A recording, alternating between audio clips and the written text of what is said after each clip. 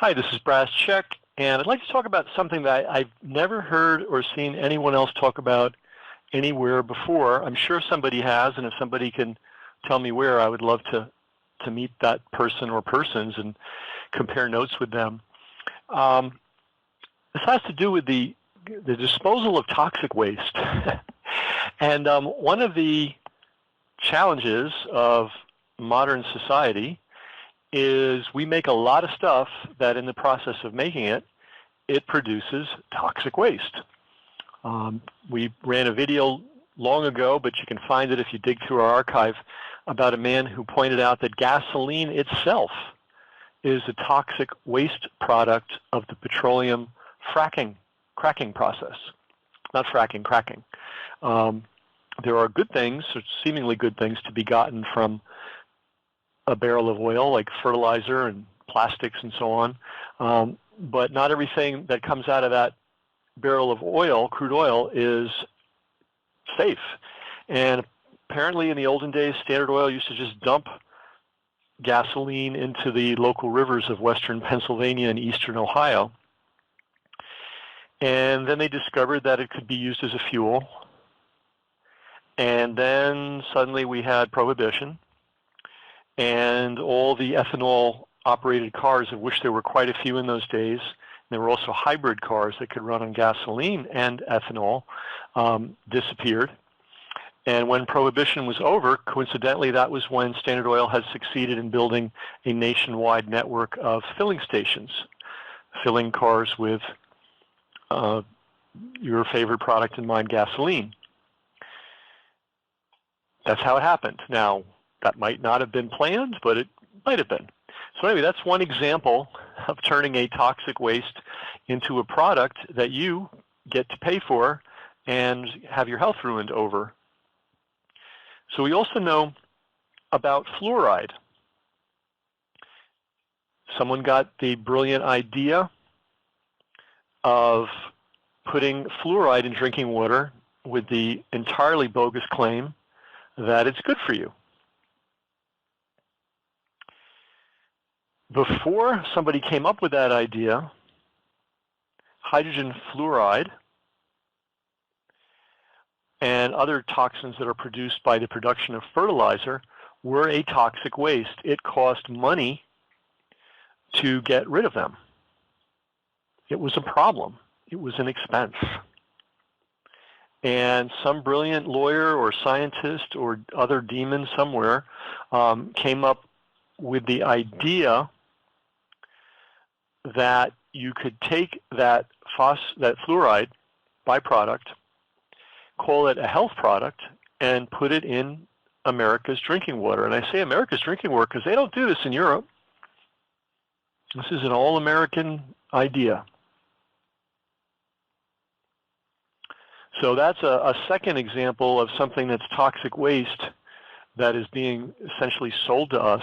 By the way, the greatest proof I ever found that this is a toxic waste disposal scheme is that, and you can look this up, some public health people sued a locality and said, oh, you think fluoride's good?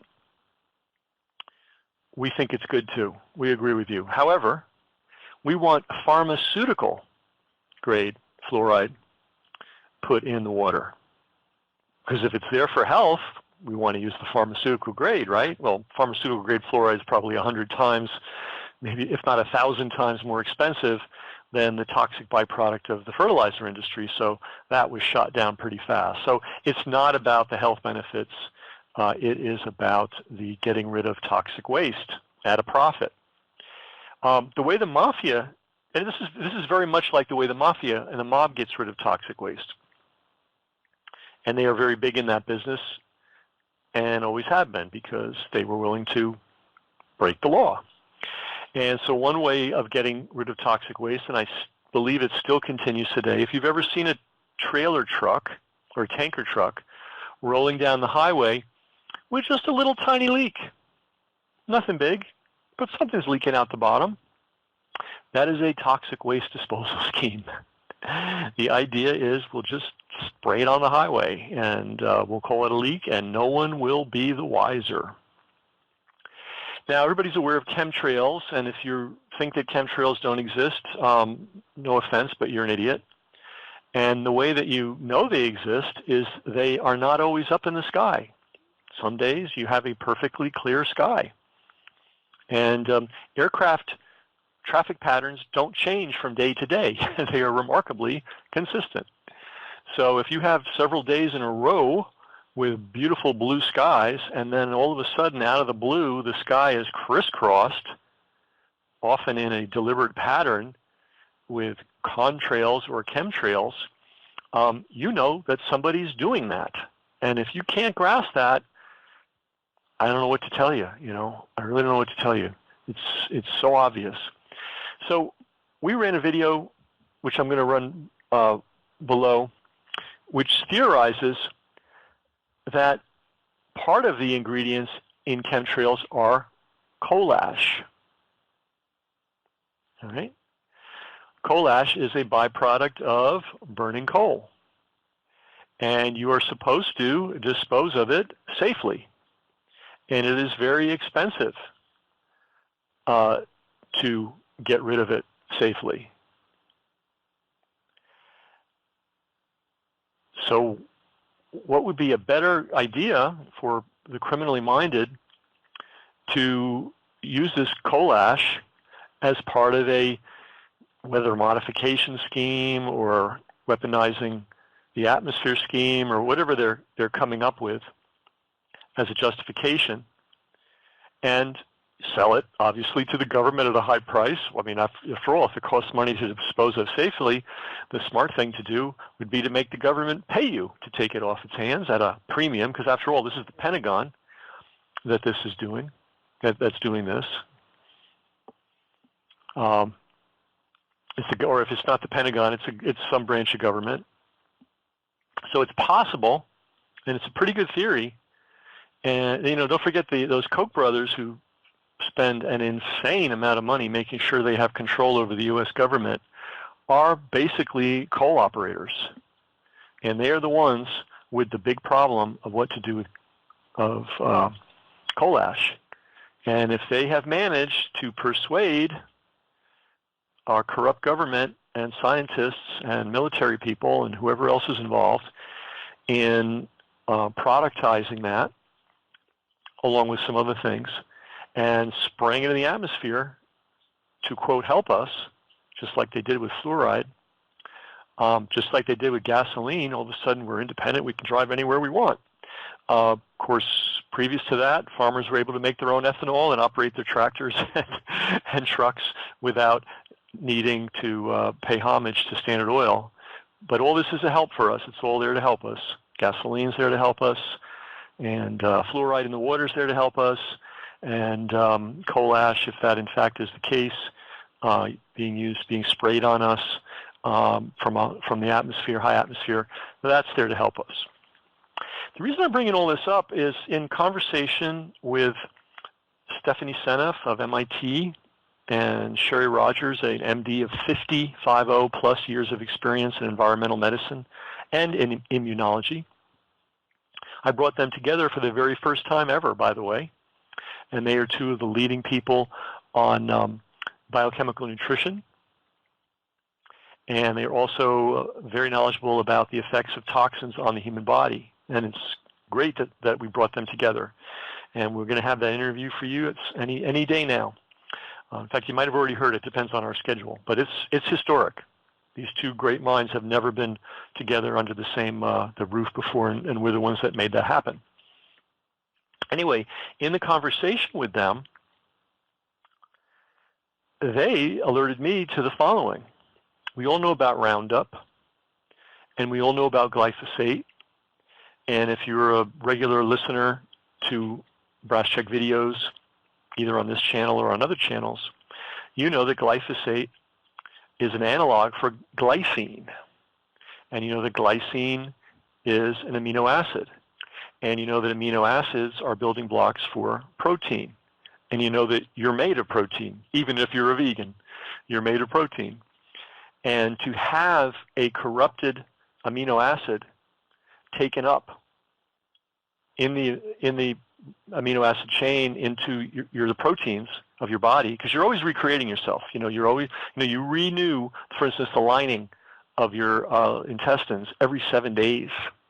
It's brand new. Right? And there's other parts of your body that turn over that fast. And basically almost every part of your body turns over either in weeks, months, sometimes years. And you need amino acids to do that. And if one of those amino acids in the amino acid chain is corrupted, you now have a deficiency that could come back and haunt you, make you sick.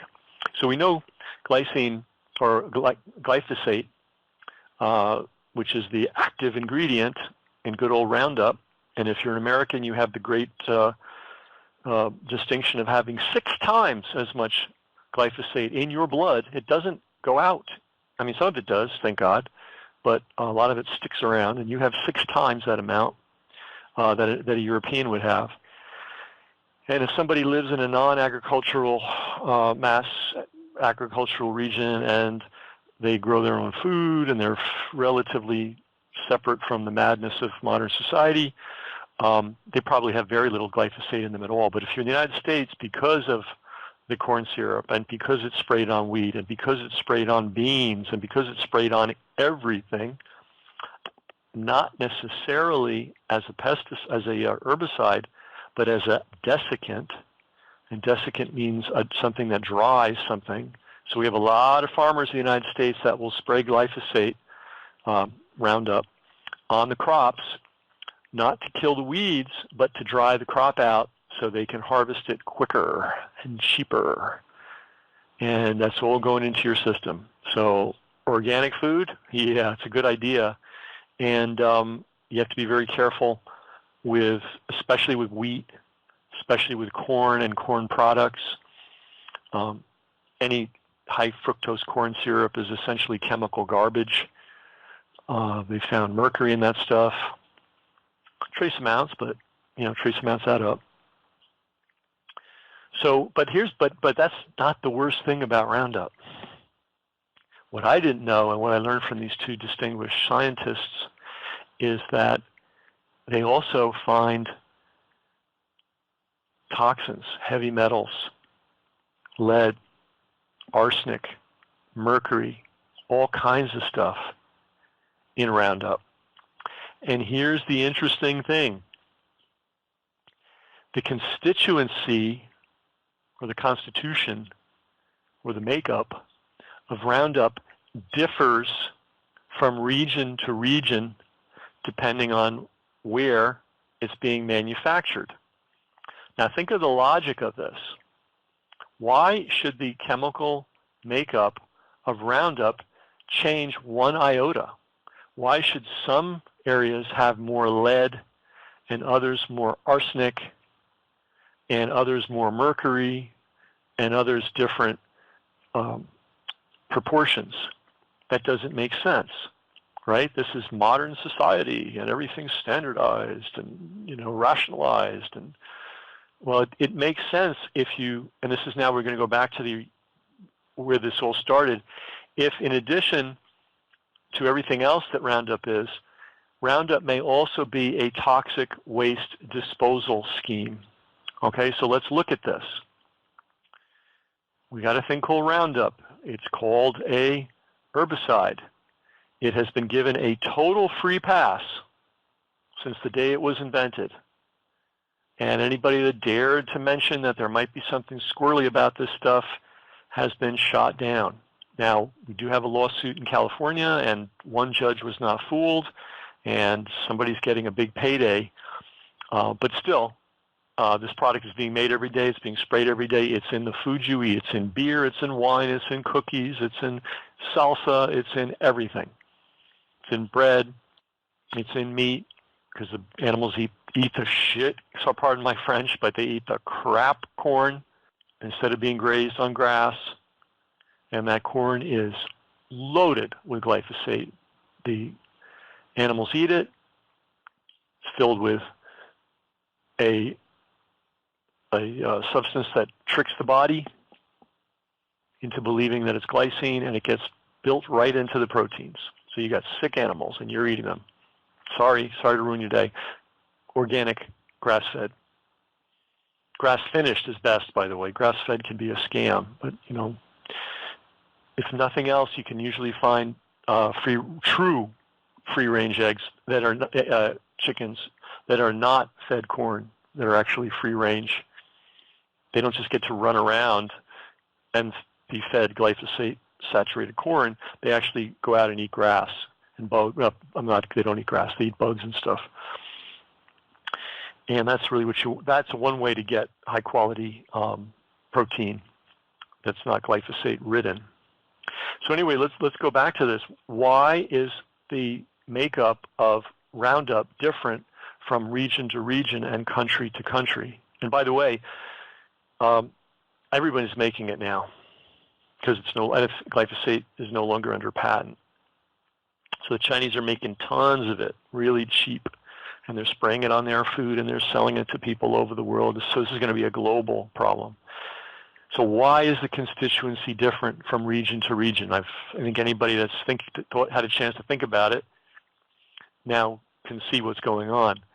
If there is an industry in a particular area that produces an abundance of lead, instead of disposing of the lead safely, they put it into the Roundup or the glyphosate type product. If there's an abundance of arsenic, if there's an abundance of mercury, if there's an abundance of any industrial toxic waste byproduct, instead of having to dispose of it safely, they are putting it into Roundup. That's the only explanation so different areas are going to have different formulations depending on what they can get for free, quote, or what they can be charged to pay. So this may, because getting rid of toxic waste is a big, big problem. And what better way than to put it into a herbicide that's sprayed on cropland. So I've pointed out now a couple of things. The history of gasoline, and we have a video about that. You're going to have to search for it. I don't have it handy here. The history of fluoride, the potential history of chemtrails and what they are made of. That's potential. And the known constitution of Roundup from region to region. That's known, that's not debatable, that's not up for discussion. That's nailed down. The only question is why do the ingredients differ so much? Now, when we look at other things, we've done a video on the neurotoxins and other toxins, carcinogens, that are found in laundry soap, that are found in body care products. What are those doing in shampoo, in body wash, in shaving cream, in detergent, in softener, in all this scented garbage that everybody's now putting on their clothes, making themselves and everybody around them sick? Why is that stuff being put in there? Now we're in the realm of pure speculation. I'm going to guess that if somebody's good at research and takes these chemicals and traces them to their source, you'll find that they're not manufactured specifically to be added to these products. You're going to find that they are the byproduct of some kind of widely used industrial process. And because some of these things, true to God, if you put them in a barrel and left them on the side of a road and somebody caught you and prosecuted you and found you guilty, you would go to jail for illegal disposal of toxic waste. Literally, there's things in shampoos and detergents that would that are in fact a toxic waste. Yet somehow they are permissible in so-called trace amounts in products sold by multinational corporations with billion-dollar lobbyists and attorneys. So this one's speculative. I don't know. I don't know why we have toxins being put. I mean, part of the reason toxins are put in to body care products is to preserve them so they can make them, in 2017 and they can still be on the shelf in 2019 and haven't gone bad. So that's part of it. But all these scents and stuff that are coming out, and they're pushing them, right? If you've been to a big supermarket there are whole aisles of air fresheners now. I mean, it is insane. So anyway, that would be a good research project for somebody, and it would be a really good book or long article, long nonfiction piece or article series that just traces the history of what I just talked about. I have never seen anybody put this together before in one place. I'm sure somebody has. I probably have missed it. Again, if I've missed it, please let me know. If I haven't missed it and you know anybody that needs a huge project that would be very interesting and very helpful to humanity, this would be a very good research product. So below you're going to see the video that theorizes, and this is an area that's one, the chemtrails are real. There's no question that they're spraying stuff over certain regions. There's just no question. And the question is, what is it? And the other question is, why? And the coal ash disposal scheme is a very elegant solution, an explanation for why, one of the reasons why they're doing it. There may be others. So anyway, if you know anybody that is a journalist and wants to write about something other than nonsense, this would be a really good thing to dig deep into. People need to know, what's going on and protect themselves. So anyway, we've got a lot of videos. You're going to have to dig them out. They're in there somewhere. If somebody wants to write a big check to us so that we can index everything properly, I'll be the first to hire someone to do it, but it's a massive task. But if you just use our search thing, search laundry, search shampoo, search body care, all kinds of videos are going to come up where you can get into these subjects in a lot greater depth. And the good news is there are products. You have to be savvy. Because there's a lot of people trying to trick you, but there are a lot of products that just don't have any of this garbage in them.